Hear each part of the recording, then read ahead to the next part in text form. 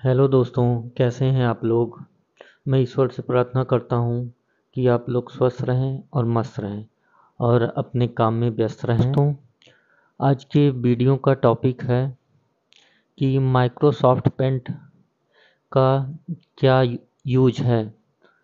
Microsoft paint का use करके हम कौन कौन से चीज़ों पर काम कर सकते हैं, तो आइए जानते हैं। दोस्तों, माइक्रोसॉफ्ट पेंट का यूज जो सबसे ज़्यादा होता है वह पेंटिंग्स बनाने के लिए होता है। उसके बाद इसका यूज सबसे ज़्यादा साइबर कैफ़े वाले लोग करते हैं, क्योंकि उनका फॉर्म भरने का काम होता है और डॉक्यूमेंट्स का काम होता है। तो दोस्तों, दूसरी जो चीज़ है जिसका जहाँ MS पेंट का यूज होता है वो है फ़ोटो एडिटिंग। फ़ोटो एडिटिंग का मतलब जैसे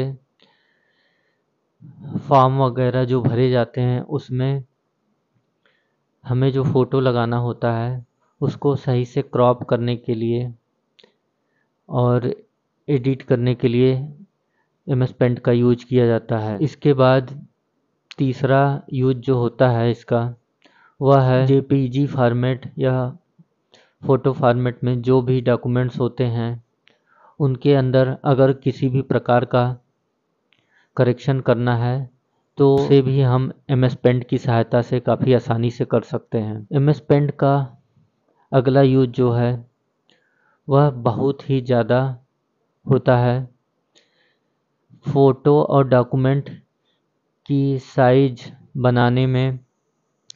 MS पेंट का यूज बहुत ही ज़्यादा किया जाता है।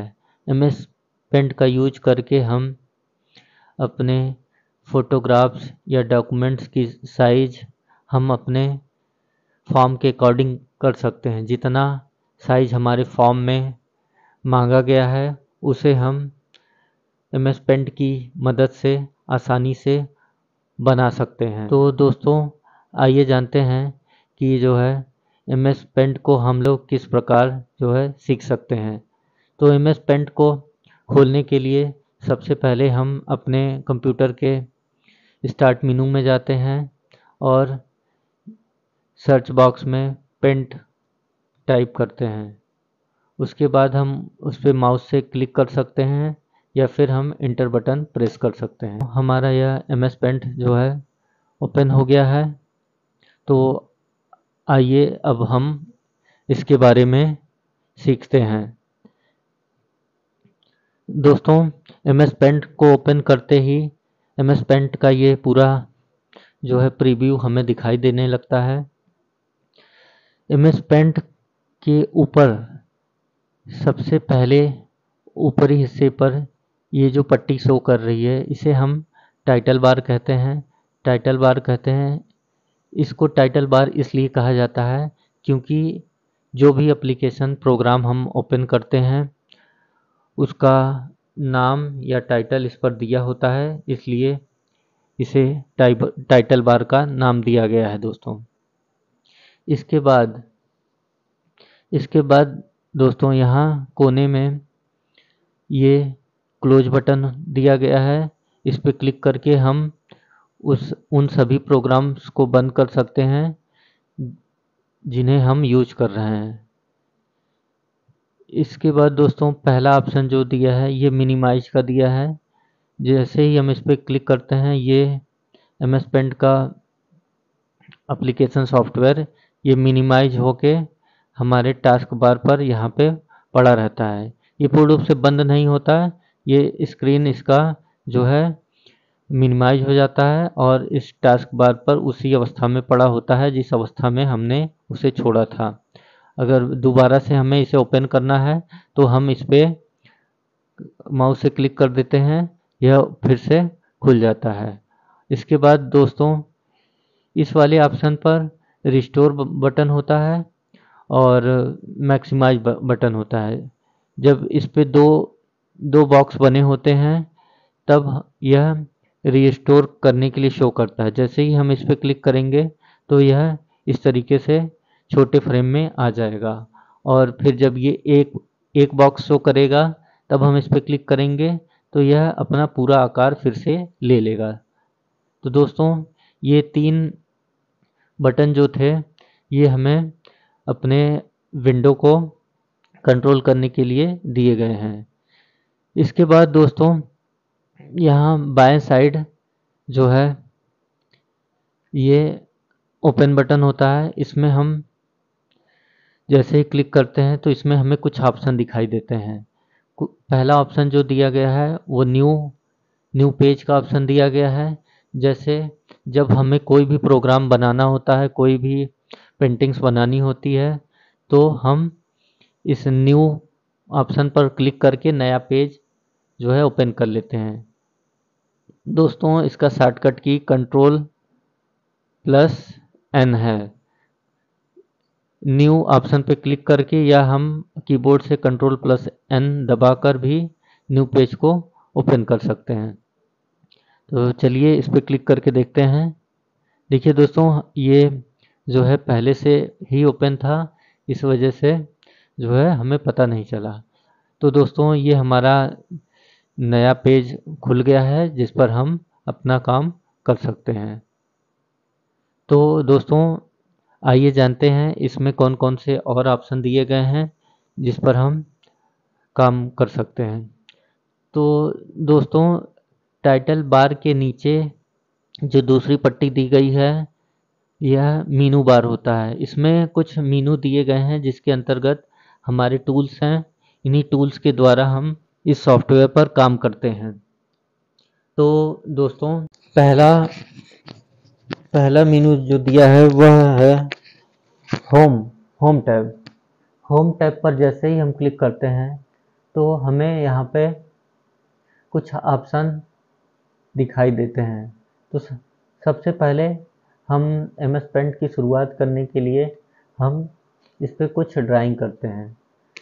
तो दोस्तों यहाँ पे कुछ ऑप्शन दिए गए हैं जिसका यूज हम तभी बता सकते हैं जब हम इस पे कुछ ड्रा करेंगे।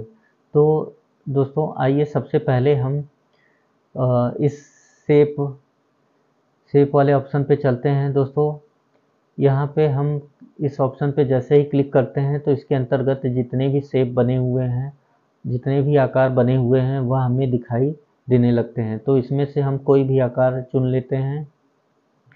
जैसे हम ये सर्कल का आकार चुनते हैं तो ये जैसे एरो का सिंबल बना हुआ है, तो जैसे ही हम अपने माउस के बटन को दबा के इसको ड्रैग करते हैं तो ये जो है सर्कल ड्रा हो जाता है।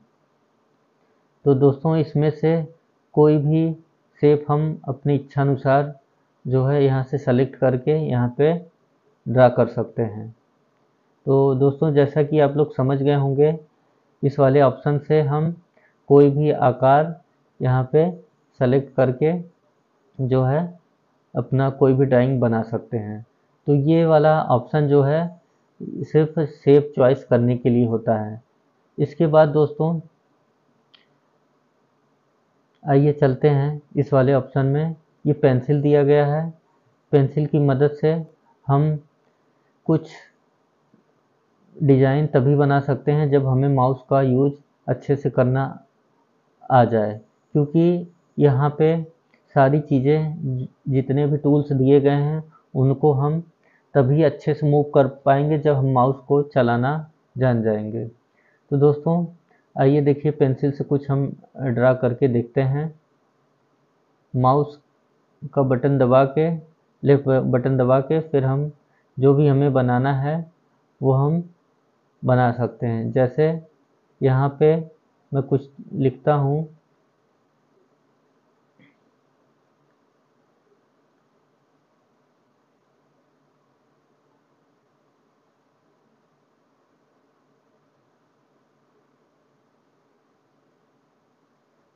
दोस्तों पेंसिल से आप अगर कुछ लिखना चाहते हैं तो आप पेंसिल की मदद से यहाँ पे आप कुछ भी लिख सकते हैं।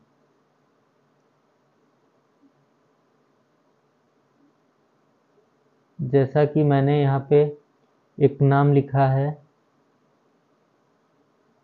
ये हम पेंसिल से राइट कर सकते हैं। पेंसिल से हम तभी लिख सकते हैं जब हम माउस जो है अच्छे से चलाना जान जाएंगे दोस्तों।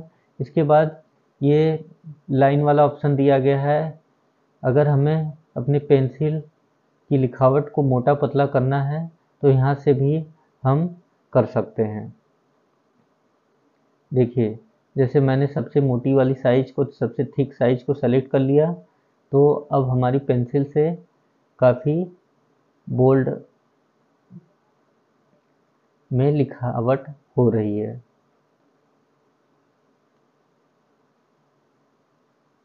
तो यहाँ से हम अपने अलग अलग लाइंस को सेलेक्ट करके अपने जो भी हमें लिखना है उसको हम मोटा पतला कर सकते हैं दोस्तों।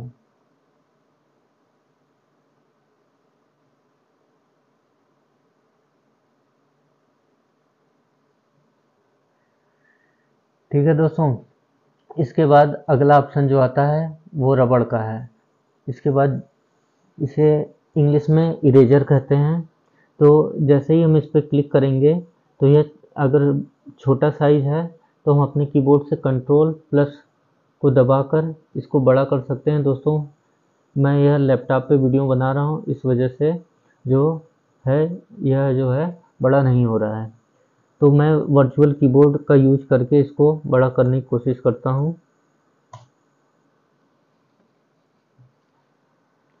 दोस्तों, ये सिस्टम में सॉफ्टवेयर का कीबोर्ड होता है। जब कभी हमारा कीबोर्ड काम नहीं करता तो जो है हम इसका यूज भी कर सकते हैं।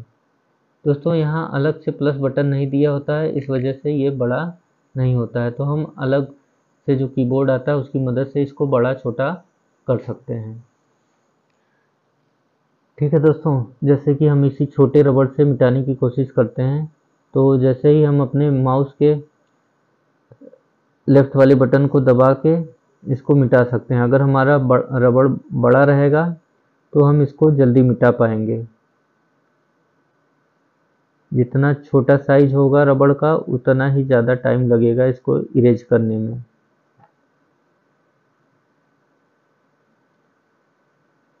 तो देखा दोस्तों आपने, ये किस तरीके से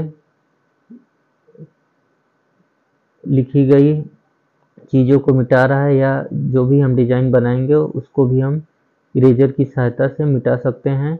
जितना भी बड़ा डिज़ाइन या पेंटिंग हमें मिटानी है, रबड़ की साइज बड़ी कर लेनी चाहिए ताकि हम जल्दी से उसको मिटा सकें और अपने समय को बचा सकें।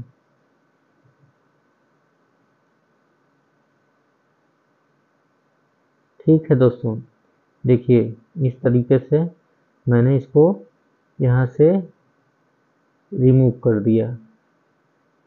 तो दोस्तों, ये था इरेजर का यूज। किस तरीके से हम इरेजर या रबड़ का यूज करके हम अपनी किसी भी गलत चीज़ को या अनचाही चीज़ को मिटा सकते हैं। ठीक दोस्तों, उसके बाद हम लोग चलते हैं अगले ऑप्शन पे। इसे फील कलर कहते हैं। ये बकेट जो है फील कलर, जैसे हमने कोई डिजाइन ड्रैग कर लिया है, जैसे हमने ये सर्कल बनाया, रेक्टेंगल बनाया, तो अगर इसमें हमें कोई भी कलर भरना है तो इसका यूज करने के पहले सबसे पहले हमें कलर स्पिक कलर ऑप्शन से, कलर पिकर इसको बोलते हैं, यह कलर पिक करता है। तो इस पर क्लिक करके हम यहाँ कलर वाले डायलॉग बॉक्स में मनचाहे कलर को जो है यूज कर सकते हैं। जैसे मान लीजिए हम इस कलर को यूज करते हैं, तो इसके बाद हम बकेट पे जाते हैं। बकेट से हम एक बार उस सर्कल या बॉक्स में क्लिक कर देंगे तो हम उस कलर को इसमें फिल कर पाएंगे जिसको हमने सेलेक्ट किया है। इसके बाद दोस्तों, अगर हम दूसरे आकृति में दूसरा कलर डालना चाहते हैं तो देखिए ये दूसरा कलर आ गया। इसके बाद दोस्तों, तीसरे आकृति में ये तीसरा कलर फिल कर दिया हमने। तो दोस्तों, ये कलर पिकर जो होता है, ये हम यहाँ अपने बनाए गए पेंटिंग से किसी भी कलर को वहाँ से सेलेक्ट कर सकते हैं। जैसे हमें यही कलर फिर से चाहिए तो हमने इस पर क्लिक जैसे किया तो दोस्तों देखिए यहाँ पे हमारा यही कलर सेलेक्ट हो गया। और फिर उसके बाद हम कलर पिकर से सेलेक्ट करने के बाद बकेट की मदद से हमने इसमें तीनों शेप में वही कलर फिर से फिल कर दिया। उसके बाद दोस्तों अगला ऑप्शन जो आता है वो टेक्स्ट का आता है।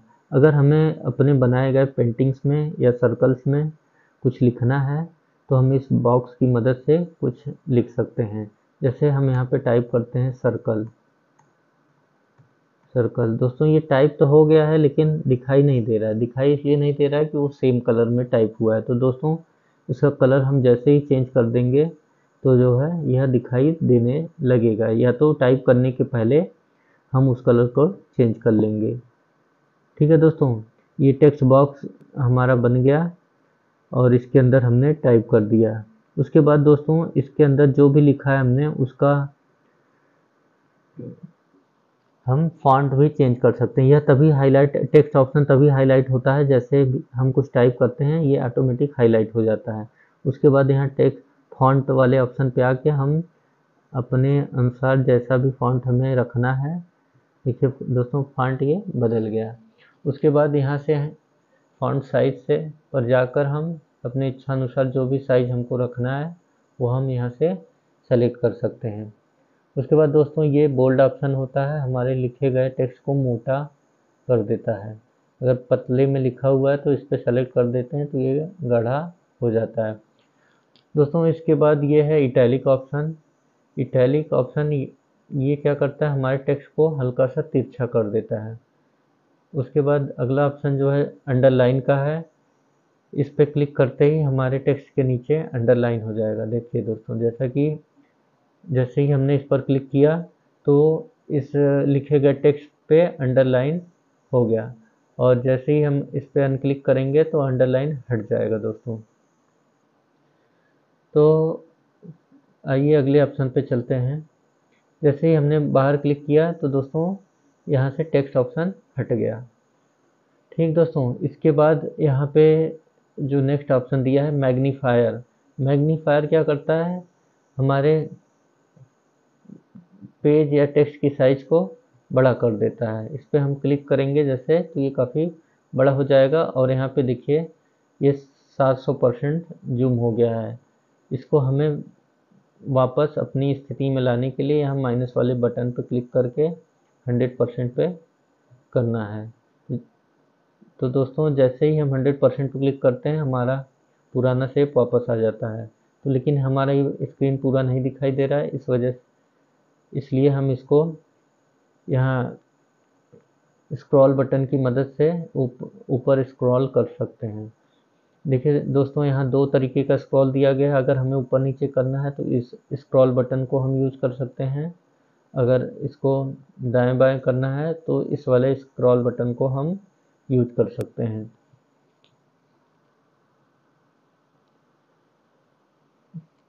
उसके बाद दोस्तों अगला ऑप्शन जो दिया है वो ब्रश का है। तो आइए जानते हैं, इसमें कई प्रकार के ब्रश दिए गए हैं जिनका यूज करके हम अलग अलग डिजाइन बना सकते हैं। दोस्तों पहला ब्रश जो दिया हुआ है वो नॉर्मल ब्रश है। इस पर हम जैसे ही क्लिक करते हैं तो देखिए पतली लाइन इस ब्रश से डिजाइन हो रही है। ये पतला लाइन इसलिए डिजाइन हो रहा है कि यहाँ पे साइज जो है यही सेलेक्ट है। अगर हम मोटा, सबसे मोटा ऑप्शन चॉइस करते हैं तो ब्रश हमारा जो ब्रश है वो काफ़ी मोटा हो जाएगा। ठीक है दोस्तों, तो इस तरीके से इस वाले ब्रश का यूज करके हम जहाँ भी हमें ज़रूरत होगी हम ब्रश से पेंटिंग कर सकते हैं। इसके बाद अगला ब्रश जो है वो है कैलीग्राफी ब्रश। कैलीग्राफी ब्रश देखिए दोस्तों कैसा होता है, ये देखिए उससे काफ़ी डिफरेंट है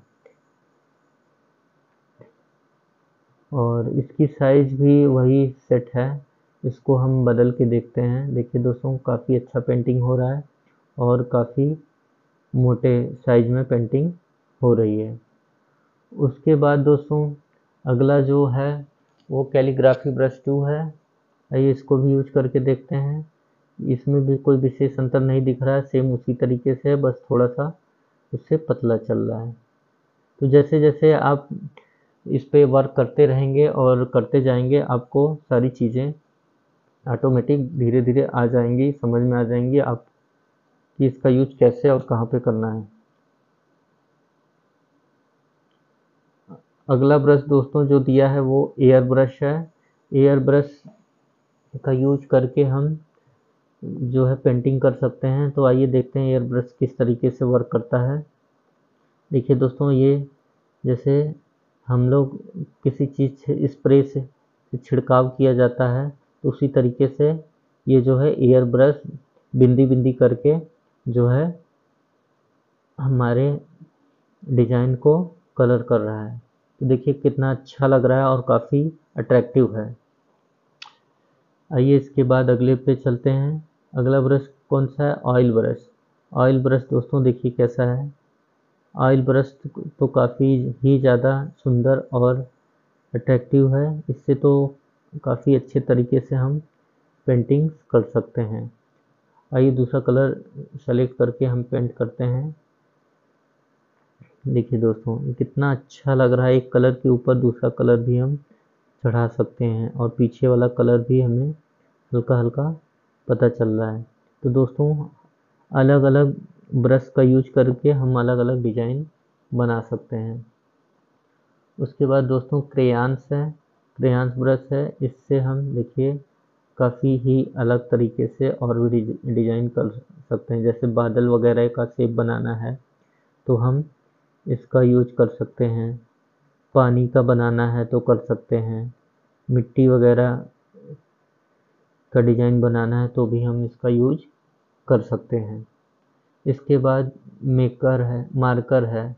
जैसे हम मार्कर से कुछ लिखते हैं, जैसे यहाँ भी हम इसका यूज करके कुछ हाईलाइट कर सकते हैं दोस्तों। इसके बाद नेचुरल पेंसिल है। जैसे पेंसिल हम यूज करते हैं उसी तरीके से यहाँ पेंसिल कलर भी दिया गया है। उसके बाद सबसे लास्ट जो है वो वाटर कलर ब्रश है। तो दोस्तों जिस जैसे पानी कहीं गिरता है तो फैल जाता है, उसी तरीके से देखिए यहाँ पे ये कलर करने पर ऐसा ही पता चल रहा है। तो दोस्तों इसमें कुछ इतने प्रकार के ब्रश थे जिसका प्रयोग करके आप अलग अलग डिजाइन बना सकते हैं।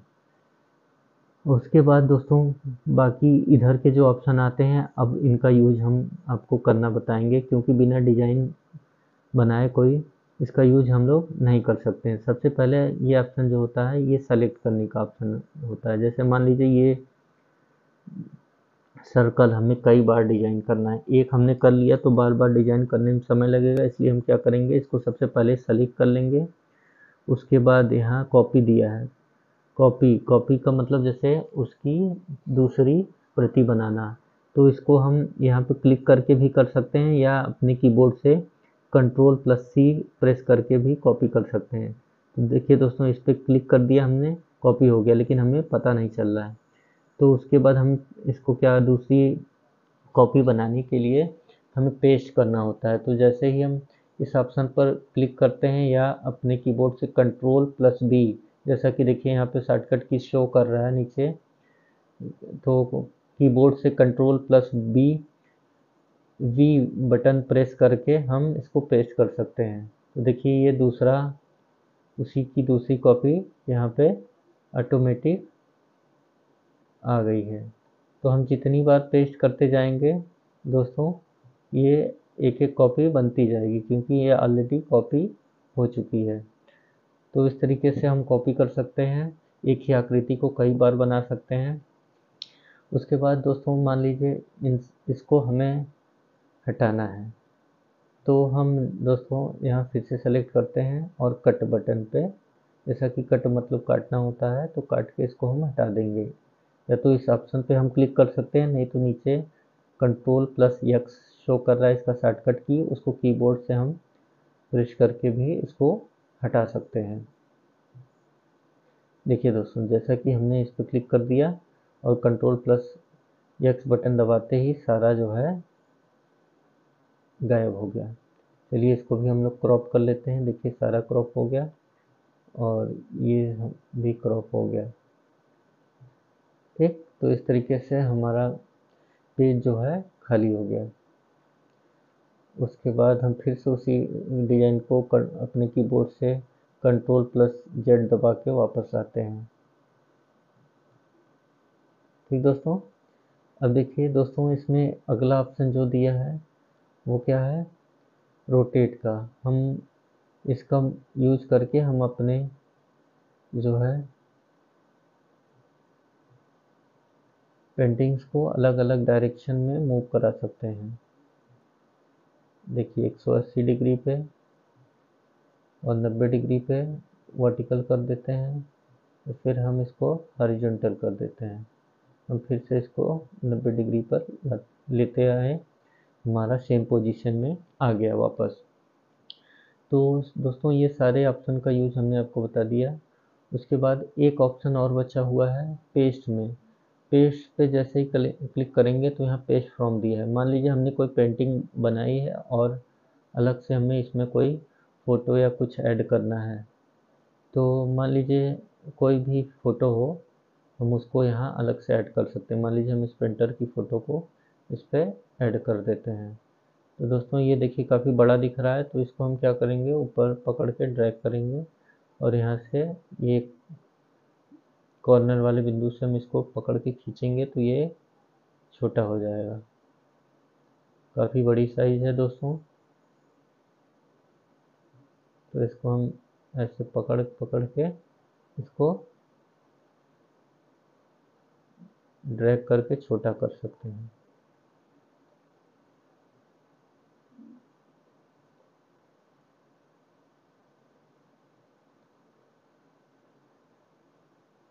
देखिए दोस्तों, कोई भी बड़ी फ़ोटो अगर हम लेते हैं तो उसको यहाँ से हम छोटा कर सकते हैं।